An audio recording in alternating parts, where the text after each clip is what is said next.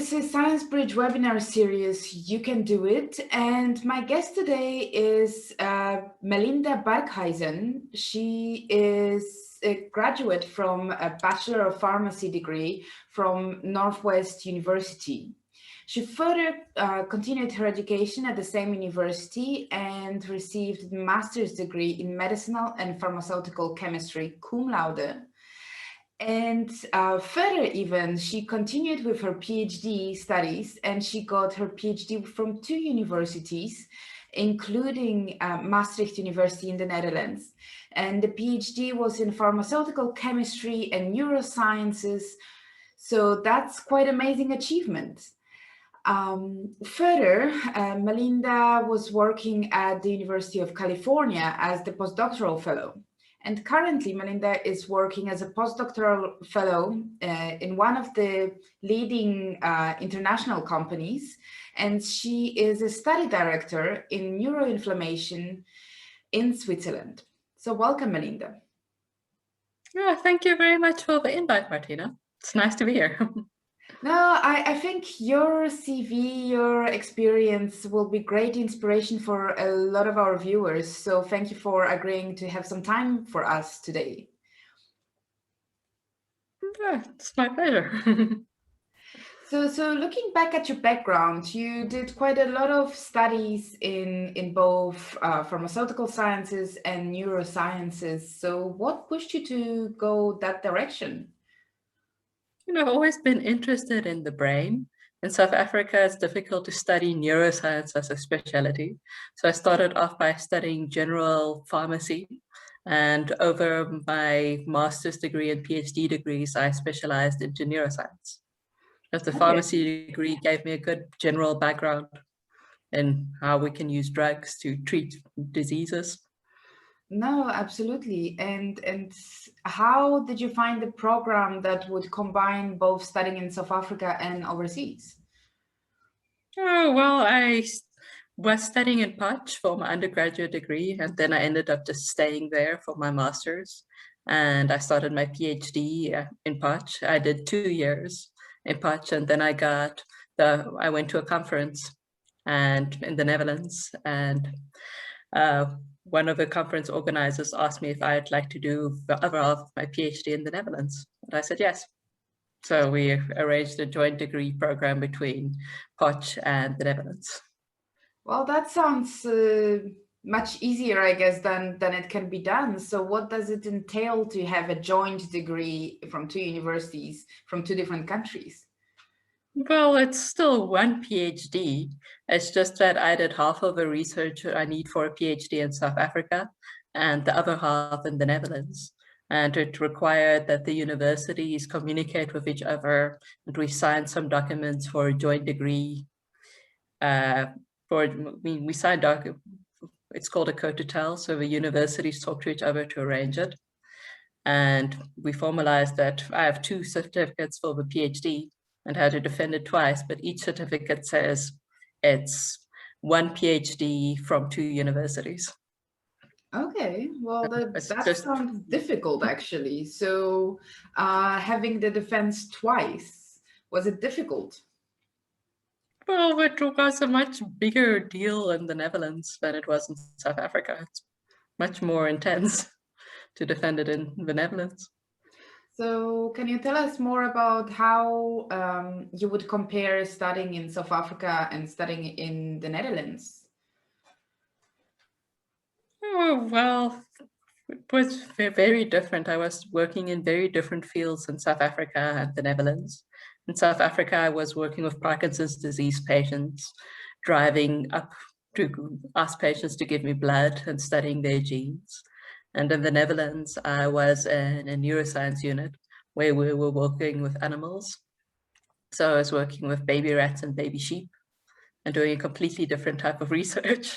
So the biggest difference for me was in South Africa, I was in a general department that studied many different things. And in the Netherlands, I was in a department that really focused on the brain. And it was very nice to learn neuroscience in a department where everyone else was also studying neuroscience. Okay, so moving on from your education in two different universities, so further on you were in California. So how was that experience? The US was very different from the Netherlands.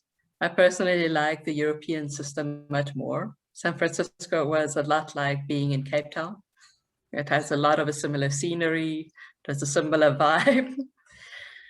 But UCSF was also in the Netherlands. I had one floor full of neuroscientists. In UCSF, they had a 5-story building full of neuroscientists. It was a very different experience in the States. No, but I can imagine you had a lot of interesting experiences interacting with so many scientists that study neuroscience in general. Yeah, for California, it's very international. I think something like 70% of the people there come from outside of the US to study. So I met people from all over the world, all studying there. Okay, I can imagine. So why didn't you stay in California? I prefer living in Europe. Quality of life is much better in Europe than it is in the States. Oh, fair enough. So today, what are you doing today as a director of neuroinflammation study in company, not at the university? Well, I'm still a neuroscientist, but now I'm doing my neuroscience research for a company. And for the company, I'm responsible for doing a lot of documentation for the study. There's more documentation in a company than there was at the university. We need to plan all the experiments that we're going to do, but also tell the company why we're going to do it, how much money does it cost, and why they should invest this money, and how it's progressing before you do any experiments. And in the lab, I'm doing the actual experiments. And the study director part is just me organizing all the documents that come along with my study, writing a big plan at the beginning, writing a big report at the end, writing a list of where all my files are stored for the company. So it's partly project management and partly just still being a scientist, planning experiments, going to the lab, doing experiments, looking what the results are.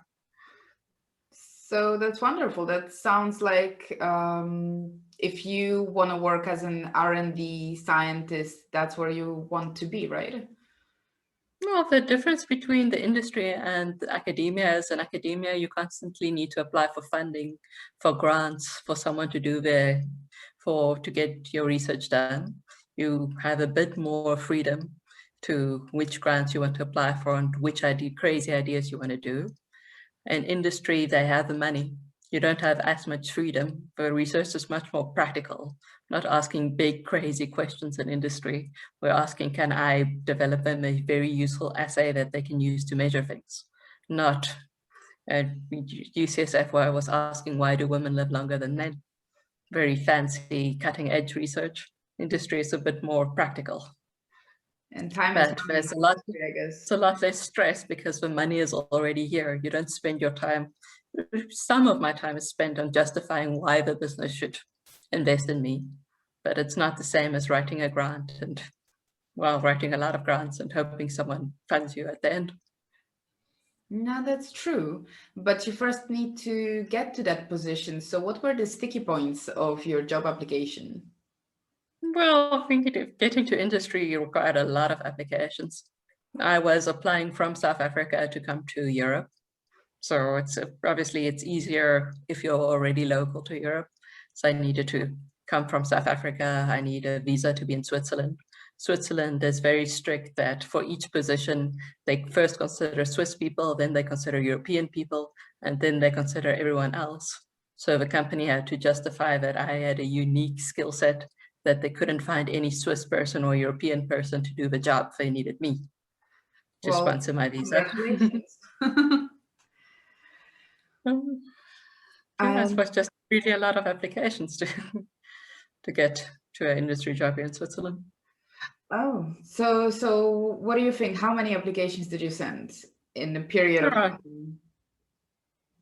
yeah, around 150 applications.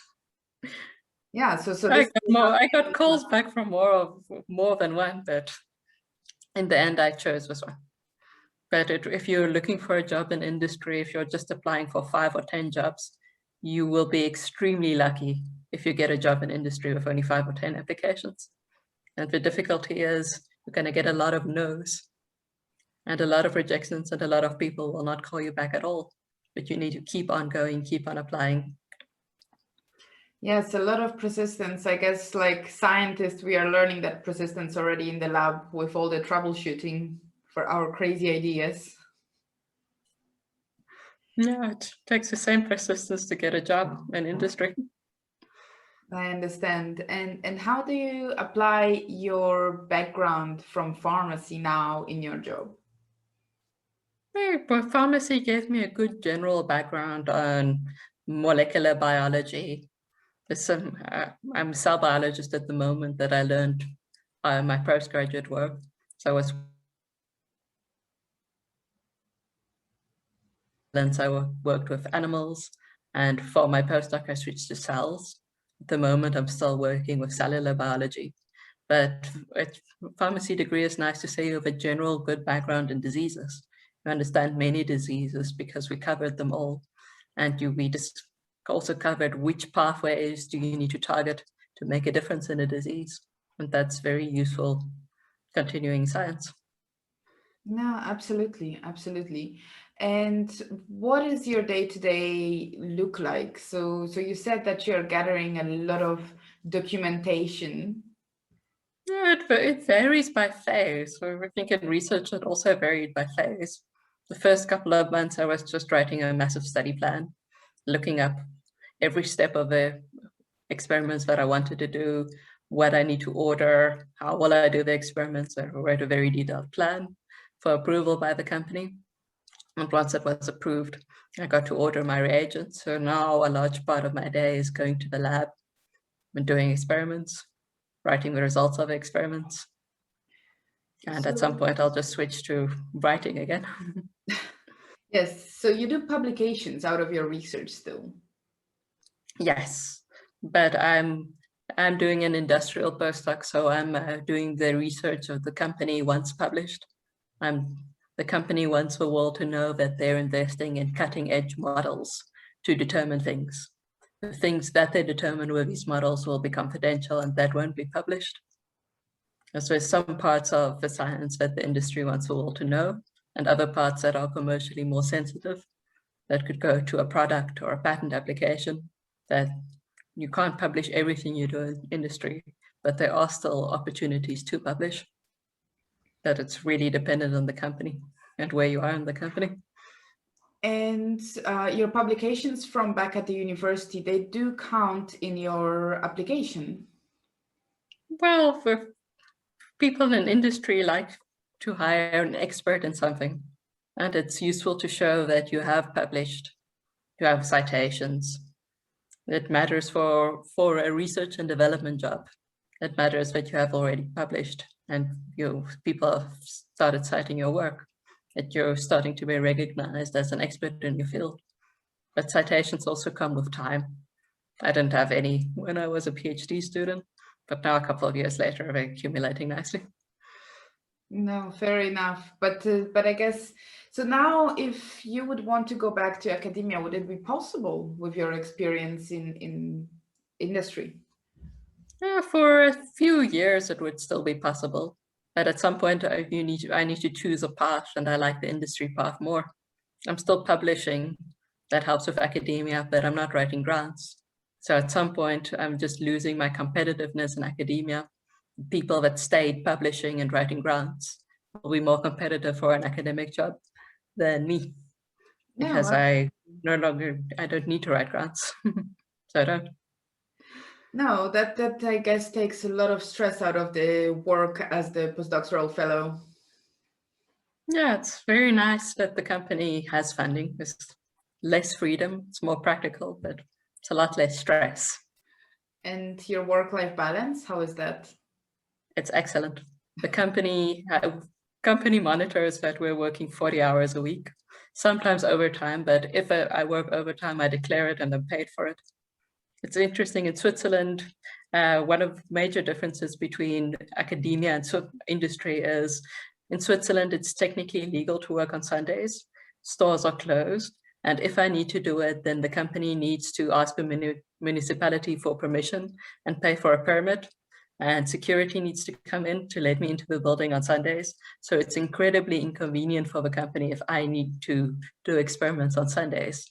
I work with cells, so now and then I do need to do it, but the company makes sure that if I'm working on a Sunday, we plan it well in advance, and that I take a day off in the week to compensate for my Sunday work, that overall I'm not working more than 40 hours because they need to pay me overtime if I do. And at the university, everyone was working Saturdays and Sundays.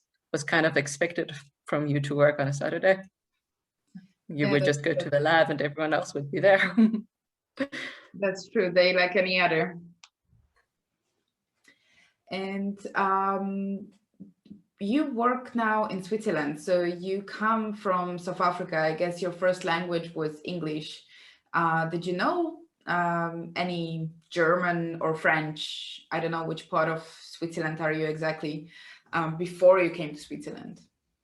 No, I'm in the French part of Switzerland, didn't know any French. I don't need it for my work because science is possible in English. And I'm in an international company where a lot of my colleagues are not Swiss either. So at work, we mostly work in English, but for day-to-day life, I need French. I've been taking lessons and now been here for almost 2 years, and I speak an intermediate level of French, but my bills are in French. The bank is in French. If you go to the hairdresser, it's in French.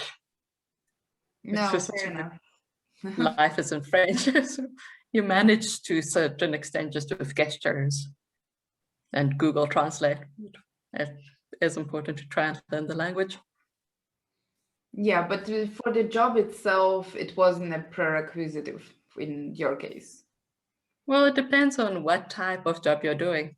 I'm not working with patients at all, and I'm not working with sales.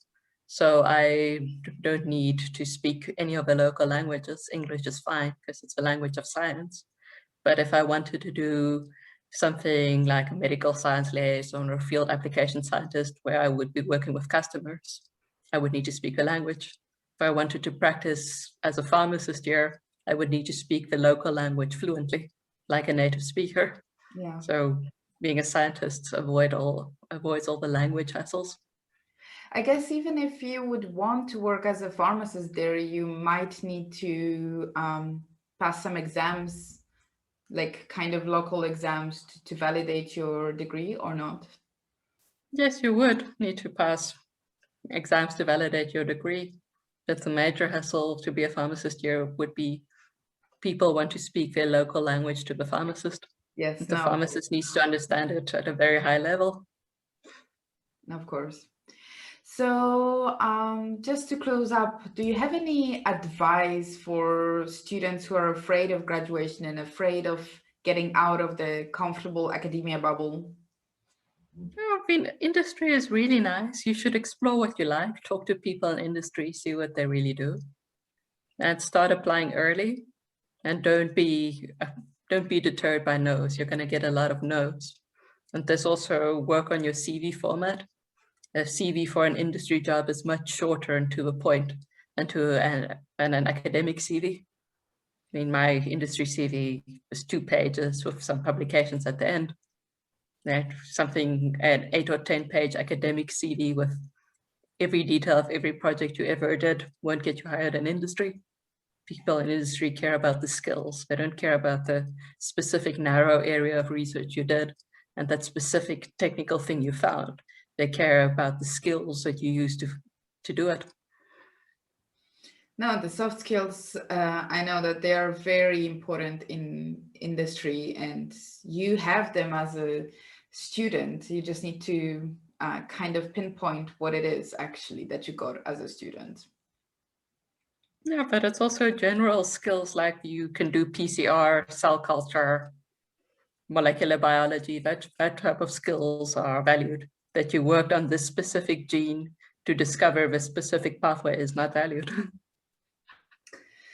Oh, fair enough. Well, that's completely different ball game, and people need to realize that. But it is all possible, and it is possible to work for a good international company overseas if you want to. And it's possible to apply directly from South Africa. If you Yes, go on LinkedIn, there's a lot of jobs. You just need to remember you're just as good as international candidates. Don't apologize for being from South Africa or being in South Africa. You just need to be good. If you're good absolutely. enough, the company will help you to move to Europe. They'll help you with your visa. Well, But yeah, absolutely. I agree. And thank you so much for sharing all your knowledge and your experience with us. So, if anyone wants to reach out to you, where they can find you? LinkedIn is the best. Okay, if you look at my name and my surname, you'll find me on LinkedIn. Well, I'll attach your link to this interview below. Thank you so much for sharing your time, your experience today with us. You're welcome.